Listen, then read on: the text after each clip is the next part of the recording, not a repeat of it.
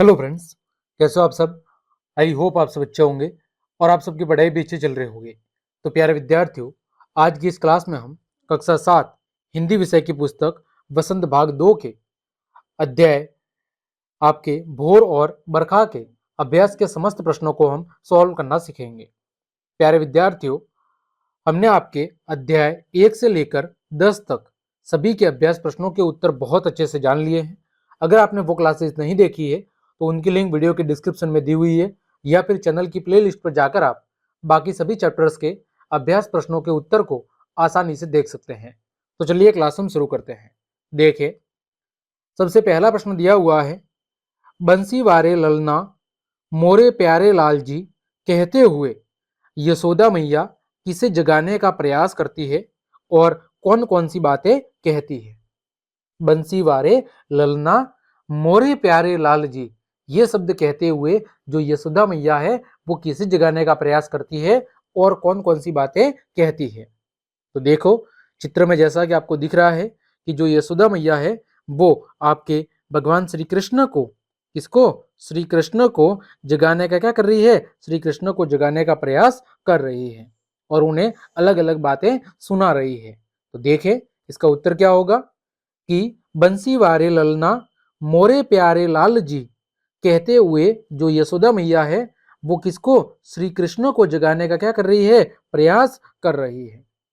वह उनसे कहती है कि मेरे लाल जागो, रात क्या हो गई है, रात बीत बीत गई है और क्या हो गई है, अब सुबह हो गई है।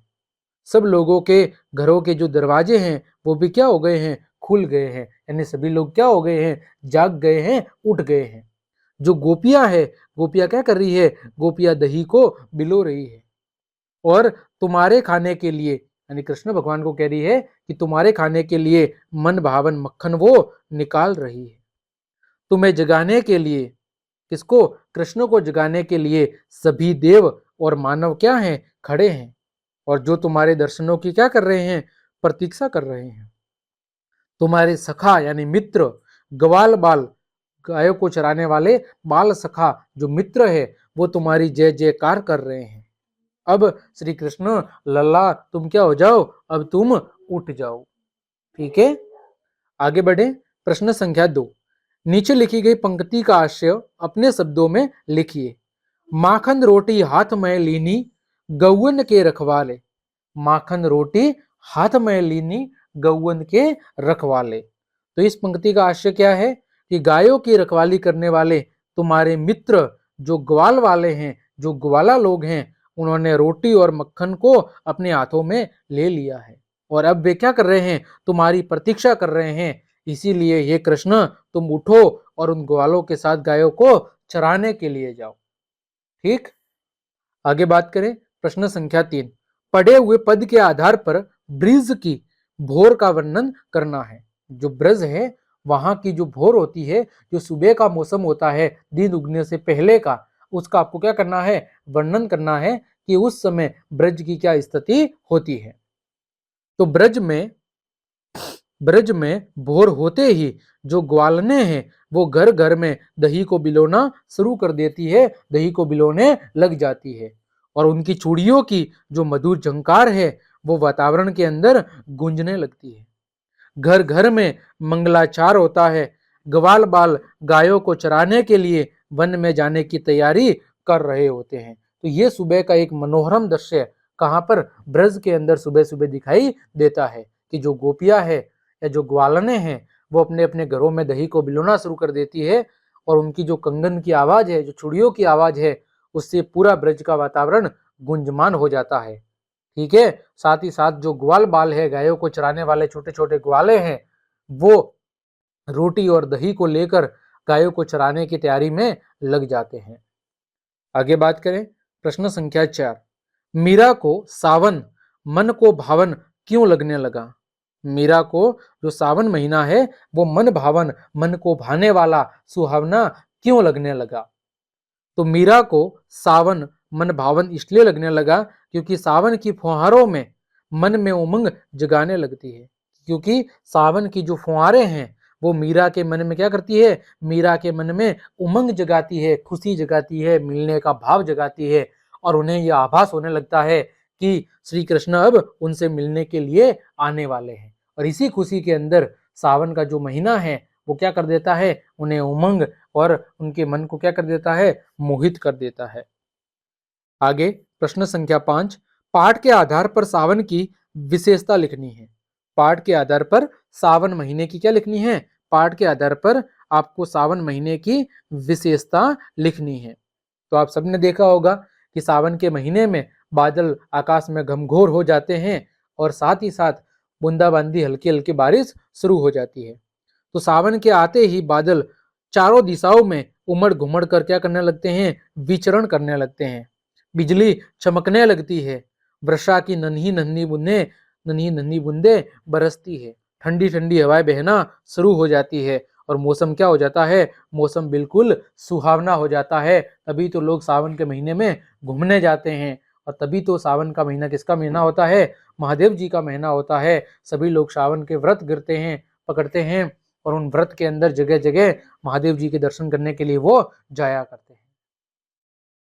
आगे बात करें कविता के आगे।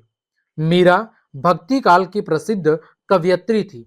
इस काल के दूसरे कवियों के नामों की आपको सूची बनानी है, भक्ति काल के कवियों की, और उनकी एक रचना का आपको नाम भी लिखना है।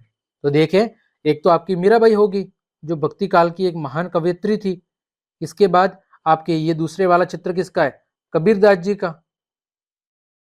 तीसरा वाला चित्र किसका है, सूरदास जी का।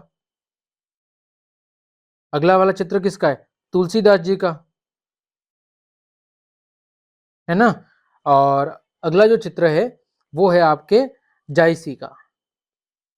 इसका है मोहम्मद जायसी का। तो कबीरदास जी की रचना कौन सी है, बीजक।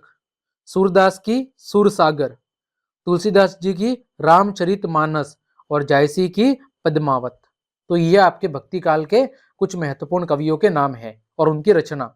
कबीरदास जी की बीजक, सूरदास जी की सुरसागर, तुलसीदास जी की रामचरितमानस। काफी महत्वपूर्ण, परीक्षा में प्रश्न पूछा जाएगा कि रामचरितमानस किसकी रचना है, तो किसकी है, आपके तुलसीदास जी की। और मोहम्मद जायसी की किस क्या है, पद्मावत। आगे बात करें, सावन वर्षा ऋतु का महीना होता है। तो वर्षा ऋतु से संबंधित दो अन्य महीनों के नाम लिखने हैं जिसमें वर्षा ऋतु होती है। तो सावन के पहले का जो महीना होता है आषाढ़ महीना, उसमें भी लगभग बारिश की शुरुआत हो जाती है। और सावन के जो बाद का महीना है भाद्रपद या जो भादो महीना होता है, उसमें भी कई बार बारिश हो जाती है। दो महीने कौन कौन से हो गए, आषाढ़ और आपका भाद्रपद। आगे अनुमान और कल्पना। सुबह जगने के समय आपको क्या अच्छा लगता है, सुबह जगने के टाइम पर आपको क्या अच्छा लगता है। तो सुबह जगने के समय मुझे अच्छा लगता है कि मेरी माँ मेरे सामने खड़ी हो। आगे दूसरा, यदि आपको अपने छोटे भाई बहन को जगाना पड़े तो कैसे जगाएंगे। तो यदि मुझे अपने छोटे भाई बहन को जगाना पड़े तो प्यार से उनके सिर और बालों को सहलाते हुए मैं क्या करूंगा, उन्हें जगाने की कोशिश करूंगा। अगला, वर्षा ऋतु में भीगना यानी भीगना और खेलना क्या आपको अच्छा लगता है या आपको कैसा लगता है। तो वर्षा ऋतु में भीगना और खेलना मुझे बहुत ही अच्छा लगता है, मन को भाने वाला लगता है और मुझे बहुत ज्यादा खुशी होती है। आगे, मीराबाई ने सुबह का चित्र खींचा है। अपनी कल्पना और अनुमान से लिखो, नीचे दिए गए स्थानों की सुबह कैसी होती है। गांव, गलियां, मोहल्ले में सुबह का जो वातावरण होता है वो कैसा होता है। रेलवे प्लेटफॉर्म पर सुबह का वातावरण कैसा होता है। नदी या समुद्र के किनारे क्या स्थिति होती है और पहाड़ों पर सुबह की स्थिति क्या होती है। तो सबसे पहले बात करते हैं गांव, गलियां, मोहल्ले में। तो गांव में लोगों की चहल पहल सुबह होते ही शुरू हो जाती है। गांव में गायें रंभाने लगती है यानी आवाज करने लगती है, पक्षी चहचहाने लगते हैं, कुछ लोग सुबह सुबह मंदिर जाने लगते हैं, कई सैर पर सुबह सुबह वॉकिंग के लिए जाते हैं, किसान अपने हल को लेकर खेतों पर जाने को तैयार हो जाते हैं। ये कहाँ की स्थिति है, गांव, गली अथवा मोहल्ले की। रेलवे प्लेटफॉर्म पे क्या स्थिति होती है, तो सुबह सुबह गाड़ी पकड़ने के लिए लोग रेलगाड़ी का इंतजार करते हुए दिखाई देते हैं। रेलवे स्टेशन पर गाड़ियों का आवागमन होने लगता है, सवारियां उतरती चढ़ती है, प्लेटफॉर्म पर सफाई कर्मचारी झाड़ू लगाते हुए दिखाई पड़ते हैं। फिर बात करें नदी या समुद्र किनारे की, तो वहां पर सुबह का वातावरण बिल्कुल शांत होता है, उनमें धीमी गति से जो जल है वो प्रवाहित होता है और कुछ लोग वहां पर सुबह आपको सैर करते हुए, वॉकिंग करते हुए दिखाई जरूर देते हैं। फिर पहाड़ों पर तो प्रातः काल बहुत ही लुभावना होता है। उगते हुए सूरज की किरणें अत्यंत ही मनोरम दृश्य क्या करती है, उपस्थित करती है। मंद मंद हवाएं पहाड़ों पर चलती रहती है, जो कि बहुत ही मन को सुकून देने वाली होती है। आगे भाषा की बात। कृष्णा को गौवन के रखवाले कहा गया है। इसका मतलब होता है गायों का पालन करने वाला। इसके लिए कोई और एक शब्द दे। तो गायों को पालने वाले को हम क्या कह सकते हैं, गोपाला कह सकते हैं या गोपालक भी कह सकते हैं। ठीक है, आगे नीचे दो पंक्तियां दी गई है। पहली पंक्ति में रेखांकित शब्द 2 बार आया है, दूसरी पंक्ति में भी 2 बार आया है। इन्हें हम कहते हैं पुनरुक्ति। पुनरुक्ति का मतलब है एक शब्द का 2 बार आना। पहली पंक्ति में जो रेखांकित शब्द है वो क्या है, विशेषण। विशेषण क्या होते हैं प्यारे बच्चों, जो संज्ञा या सर्वनाम की विशेषता बताते हैं। और दूसरी पंक्ति में क्या है, संज्ञा। किसी व्यक्ति, वस्तु, स्थान या भाव के नाम को हम संज्ञा कहते हैं। यहाँ पर देखो, नन्ही नन्ही बुंदन मेहा बरसे।